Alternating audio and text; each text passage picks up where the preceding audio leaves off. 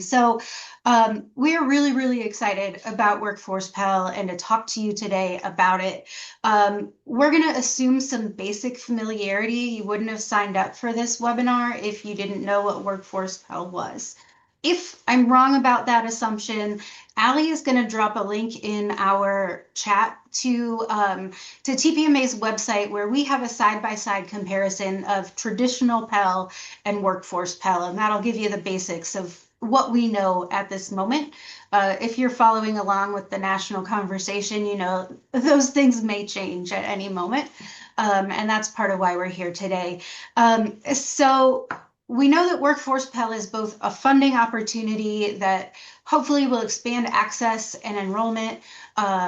And we also know that it's an accountability system that is going to require really strong labor market alignment and data quality. It could catalyze systems level change in the higher ed space if it doesn't bog us down in uncertainty and administrivia. So I've got two experts here who are going to help us kind of cut through some of the noise. Because we have such limited time, we probably won't be able to get to everything, but I do want to highlight that there were some themes that came up in your responses when you registered for the webinar today. We asked, what are your questions? What are you thinking about? So some of those themes are, how does Workforce Pell interact with registered apprenticeship, with WIOA, with other upskilling efforts? How does Workforce Pell improve equity and access to higher education? How does it improve the student experience? So we're going to try to touch on those things. Another theme that came up was reciprocity from state to state. So those are some complex questions. We're going to try to touch on them, but we probably won't get to everything. So apologies in advance. So with that, I'm going to get into our questions, and I'm going to ask our national policy expert, Nick Beadle, to get us started. So Nick, can you talk about why Workforce Pell is significant from a policy perspective, and also share with the audience what you've been watching most closely? Yeah. Excuse me, Robo. Apologies, was trying to stifle a cough. Okay, so Workforce Pell is really significant right now because it is bringing this sort of source of there's been a real opportunity to bring people who were not able to access college before, which is Pell, and giving that opportunity over to workforce programs, which is something we need a lot of people in occupations like the trades, as well as manufacturing or things like that. There's a stated need for more people in those fields right now. So it is a great, it is a great opportunity. It is a, interesting sort of, issue. But to kind of go back to, the point you were making a moment ago, or the thing you were saying a moment ago, there's a lot of complex challenges here in a very short amount of time for people to figure it out. And I think a lot of workforce Pell conversations have been very sort of, hey, here's all the cool things we can do with it. Where, that's usually, as someone who was at the Department of Labor for a long time and had to figure out cool idea, reality, the implementation side of that is especially challenging. And I see a lot of that there. Like, for example, the proposed rule that the Department of Education dropped a few weeks ago leaves it up to states to figure out what stackability and portability means. Just to kind of thumbnail that for this audience really quickly. It means that everything in Workforce Pell, every Workforce Pell program has to stack up into something else, but also be something you can take elsewhere too to get a job. That's a state by state determination. That is probably not great in terms of reciprocity or operating programs that are able to work in multiple states, which is really challenging and sort of limits its effectiveness in doing that. Registered apprenticeship, it's probably not a great fit for registered apprenticeship in a lot of ways. I think if you are registered apprenticeship requires something called related instruction, usually taught at a college, or it doesn't have to be, but frequently is. You probably can get a more sizable amount of money, maybe twice the amount of money from regular Pell as you would Workforce Pell. So it's in an interesting place to where we're in this part where all the ideas, all the cool things have to become reality, and we have a very narrow time frame to do it. And that's the thing I've been trying to monitor the most since we're figuring out, okay, where can we plug in, and honestly, what can help make this better. Thanks, Nick. I think you framed that up really nicely. And one of the things we've been hearing is A lot of folks are just kind of waiting and seeing, right? They are letting other folks figure out first steps running the pilots and they'll jump in later. But I'm really curious, Bill, you've worked your way up through from faculty to the president's office and have a really deep institutional perspective. So I'm curious if you could talk a little bit about if you were still within an institution, what would you be thinking about right now? What problems would you be trying to solve? And maybe to my earlier point, what would you be waiting on? Thanks so much, Sarah, and it's a pleasure to be here with everyone.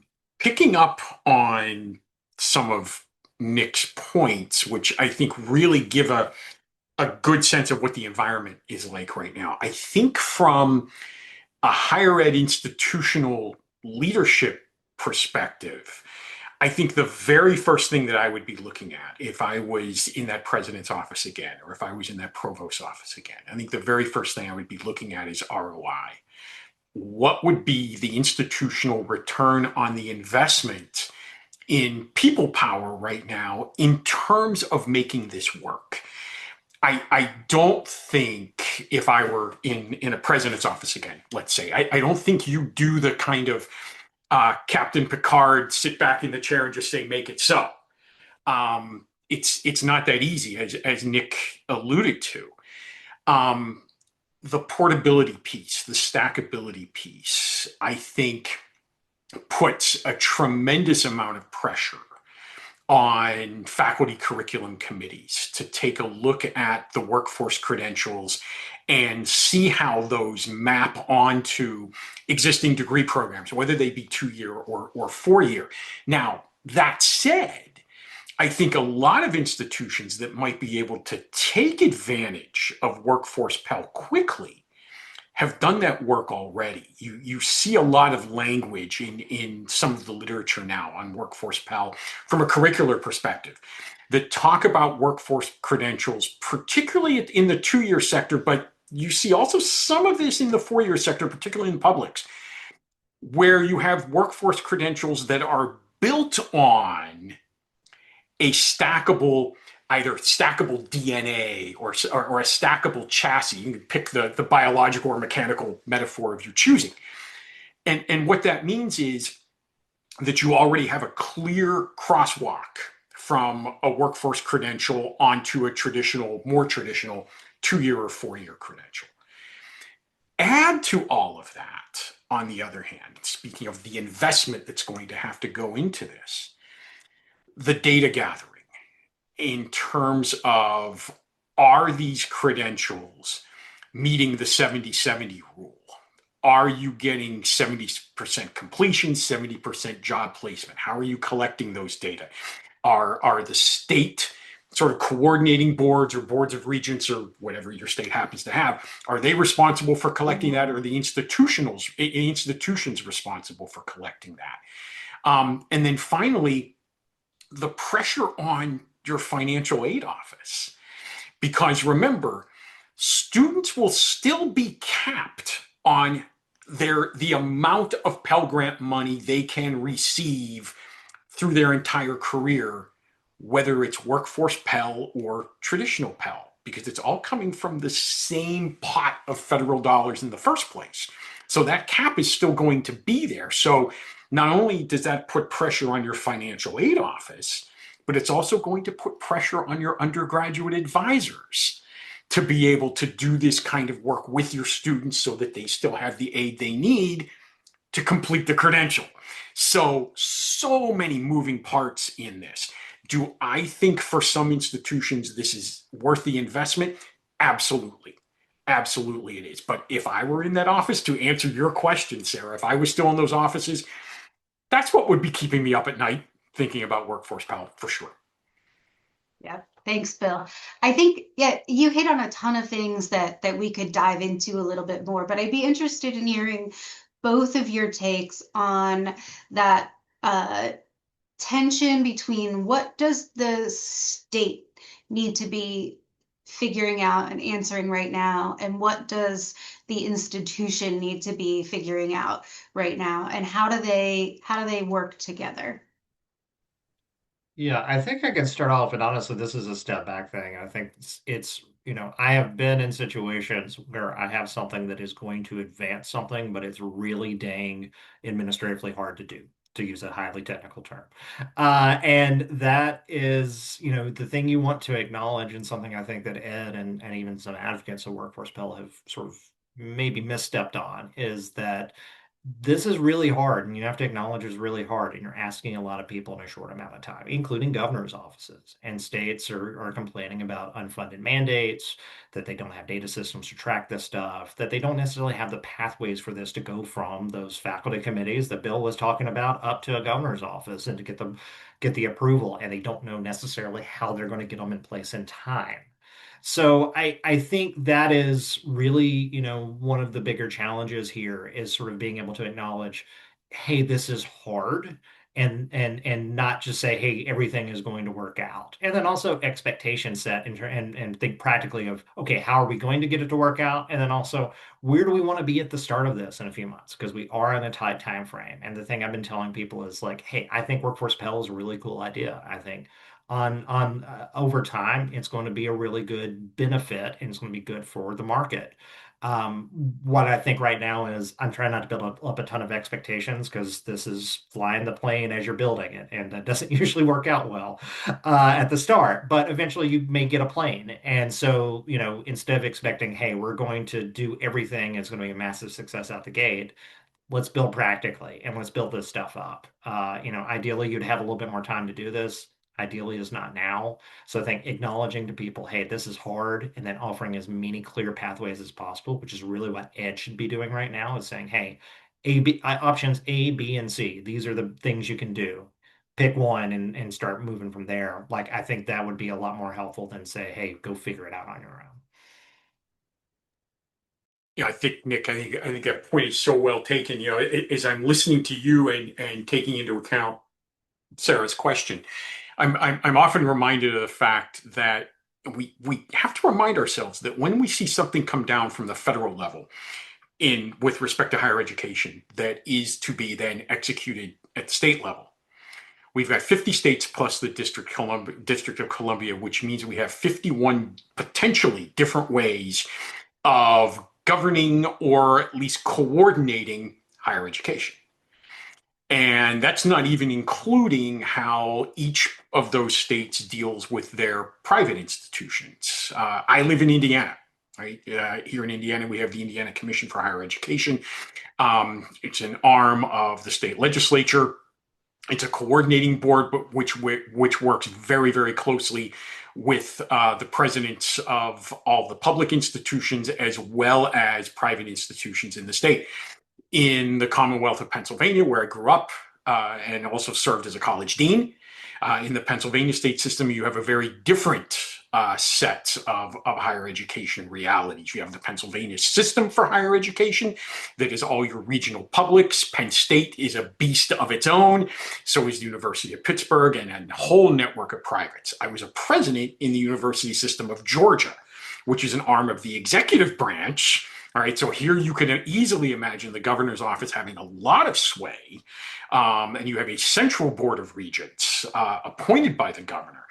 And so you have all of those different ways of approaching this. So it's no wonder that reciprocity is going to be difficult, let alone how each state is going to administer this.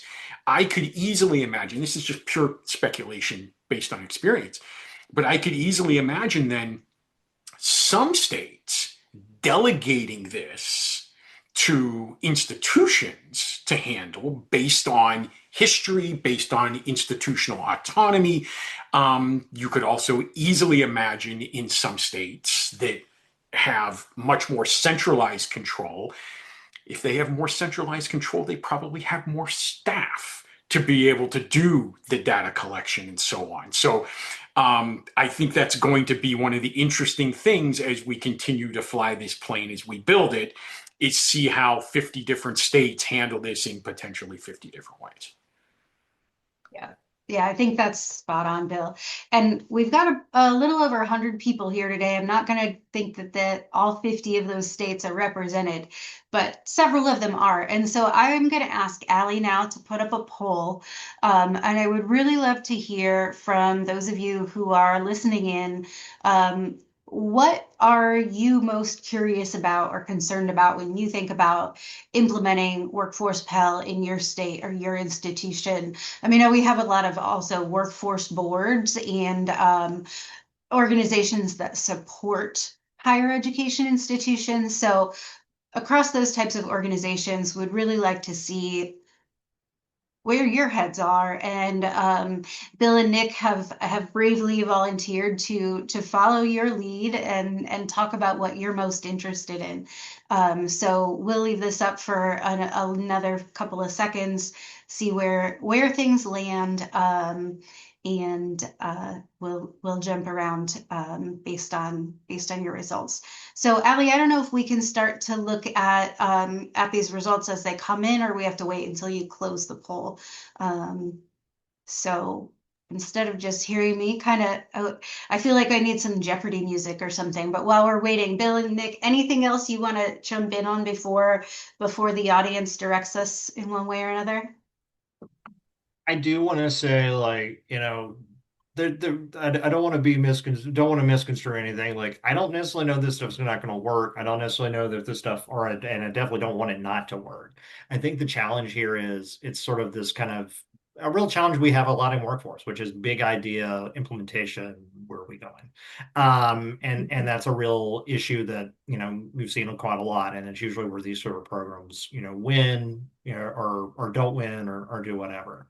But I think sort of thinking this thing through and thinking through, possibilities is there because there's a lot of great uses for this, and like rural areas could definitely benefit from it. But something I was reading yesterday in Inside Higher Ed was rural areas may have a harder time meeting the 70/70 rule just because of how their math Mhm. is, because they may have fewer participants, and they may have, and it can really sort of mess up all the numbers there.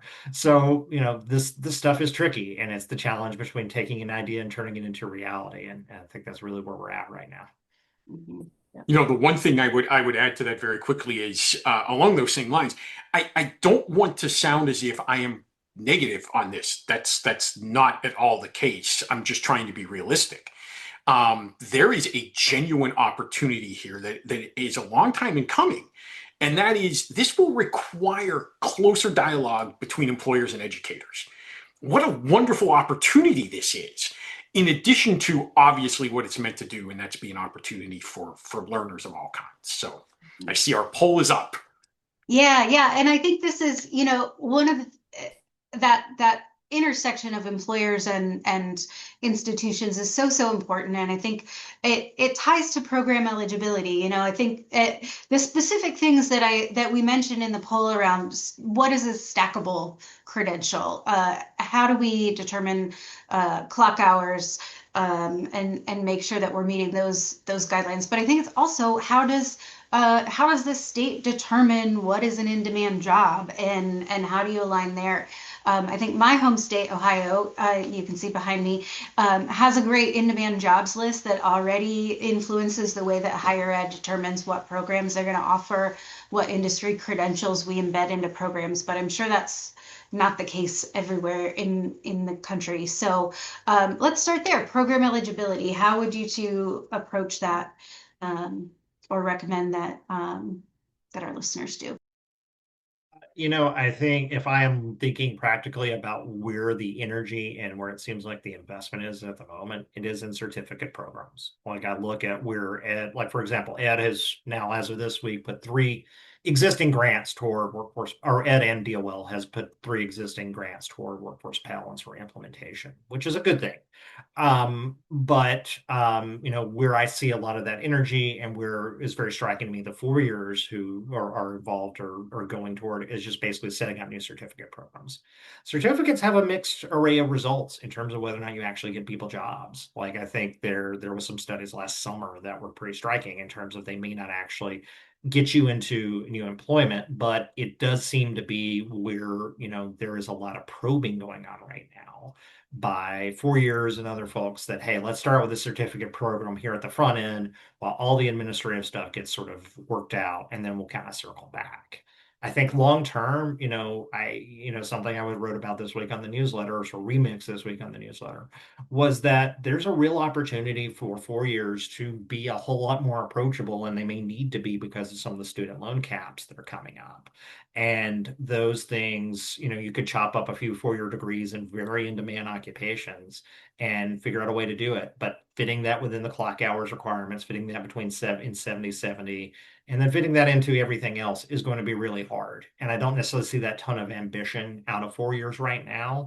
I would love to see it because I think that's really necessary for the American labor market. And I do think sort of this administrative morass we're in right now and the practical side of this is kind of holding people up, going back to that sort of ROI piece that Bill was talking about a moment ago. I could not agree more. I think certificates are not only the low-hanging fruit here, but I also think in many ways, the way that a lot of the work in other aspects of serving adult learners, particularly I'm thinking credit for prior learning, from what I have seen in that space, the single biggest trend that institutions are not only following, but really demanding in terms of professional development and work for their faculty and staff is how to do those certificate to credit bearing crosswalks right now. And when I first started to dig deeply into Workforce Pell and looking at the stackability requirement, the very first thought that entered my mind was, well, my gosh, these are crosswalks. This is exactly what is being asked here. A lot of institutions, 2 and 4 year, to Nick's point, are already doing that kind of work. And so I think that compels academic leaders to really be on top of, because very often what happens is you'll find a program over here and a program over there that has been bringing in students for years kind of under the radar in various sectors, whether it be in healthcare, whether it be in IT, and they're coming in with Google certificates or Cisco certificates or whatever the case may be. My gosh, find out who's doing this work, and then those become your institutional exemplars upon which you can start to build this kind of work and build some momentum. So I think without any doubt in my mind, certificates. Now, other kinds of credentials will no doubt follow. But if I were in this kind of position right now, I'd be asking who's doing these crosswalks with respect to certificates and start there.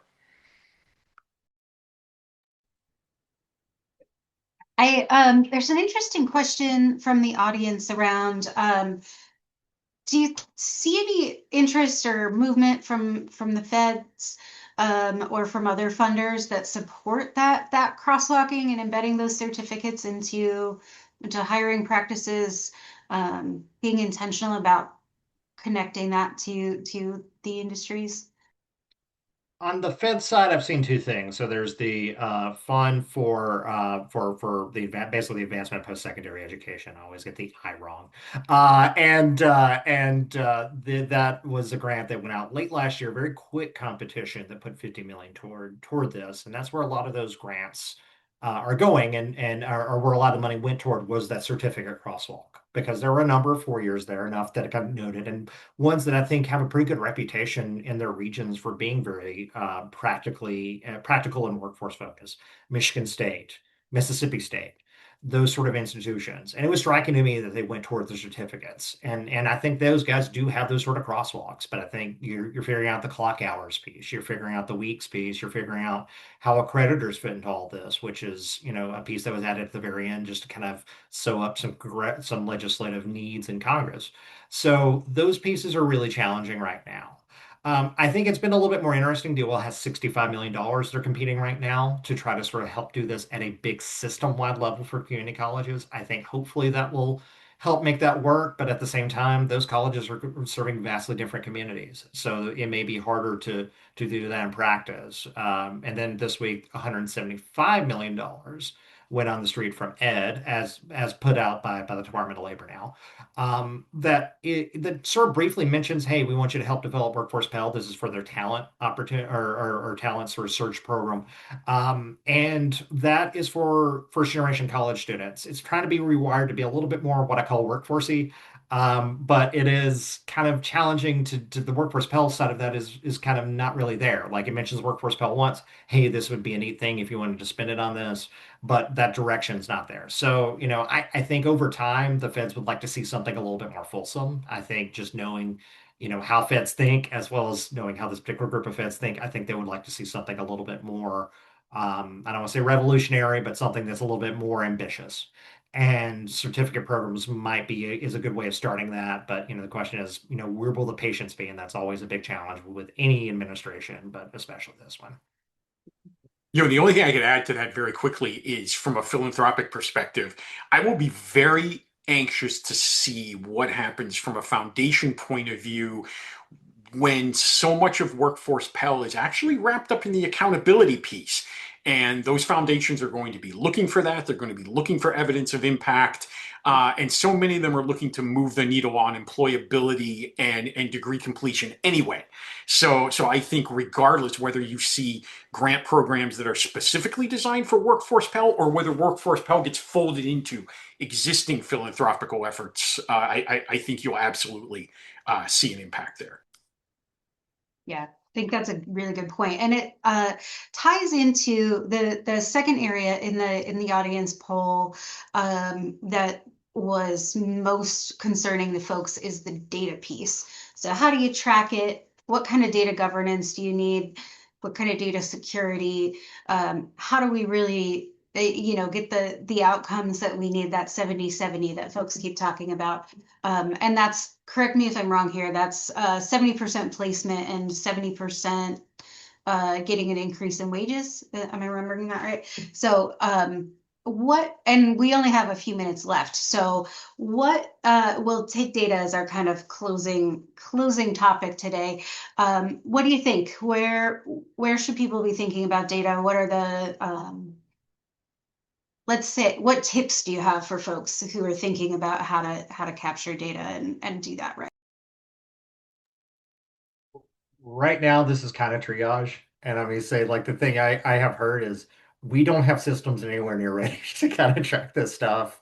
You could plug into the UI systems to sort of track the wages pieces of it, but that's often easier said than done, particularly if those systems have not been refreshed in quite some time. So, I think right now what you're going to ultimately end up seeing is a lot of triaging. How do we get to that number? Kind of teaching to the test, for lack of a better way of putting it. How do we get that number in a way that Ed's going to accept? And I think to one of the questions I saw from the audience, like, Ed could fix the reciprocity thing to a good degree by just defining those two terms. I think Ed could also help a little bit in sort of defining what they're looking for out of those data systems a little bit more, just to kind of give states something to work toward. Because right now it feels very choose your own adventure. Or at least that's how states are metabolizing what they're reading from the rule. And that's that's a good thing to do to try to get everyone to get local buy-in, those sorts of things. But to some degree, implementation wise, it helps people just have an idea of what they're working from and sort of have a consistent product. And that's sort of what's missing right now. Bill, I what mean, would you very add? quickly, because I know we're almost out of time here, but I think larger institutions will have the IR horsepower to be able to pull some of this off themselves. I think smaller institutions are going to need maybe to rely a little bit more on their state systems. And if they are private, maybe even working in consortia to be able to really be able to have the people power to pull this off. Mhm. I think the one thing that we didn't say yet and maybe hinted at is that this, while it does feel like an unfunded mandate and a really big challenge, I think also if we get this right, there could be some significant systems change and advancement in how we collect, higher ed data and how we measure workforce outcomes for universities and community colleges, how we make thoughtful connections between workforce boards and community colleges or the higher ed system. So I think there's a lot of opportunity here, as much as there is a lot of uncertainty and frustration. Nick, I saw you come off mute, so I want to give you a chance to chime in before I start wrapping things up. No, I think it's good. I mean, I'll zoom in on frustration. People, this is going to sound hilarious. I have a toddler, by the way, but there's a great book that we have there is like frustration is the point before you sort of figure things out. And so that is, kind of where we're at now. Yeah. You can make that process easy, but I think sometimes you can make it worse by sort of getting frustrated at people for being frustrated. So I think right now what we need is give people the space they need and the best degree we can have on this timeline to kind of help them work things out and figure things out. And sometimes that means, helping them, see the pathway a little bit more clearly. Sometimes that means giving them space. But like I think right now, I lean toward helping them figure out the pathway because I think that's really what people are looking for. And I think that's from a policymaker standpoint, that's the best way to get to meet all the expectations for this one particular product. Yeah, absolutely. Thank you. All right, so unfortunately we are out of time. So a couple things that you see on your screen right now, I really encourage you to sign up for Nick's newsletter. On a personal level, I have been reading that and there's a new article pretty much every day on Workforce Pell. Nick's newsletter has been what's helped me see the signal for the noise. So that's why I invited him to be here today, and I think that you'll all benefit from reading that. So please do subscribe. Also, if you want to talk to me and Bill or anybody else at TPMA, we are offering some free consulting, 1 hour conversation with you to just kind of kick the tires on what you're thinking on Workforce Pell. So if you click that link or type that link into your search bar, it'll get you an opportunity to sign up with us. One other thing I'll commit to, there are a couple of audience questions that we didn't have time for.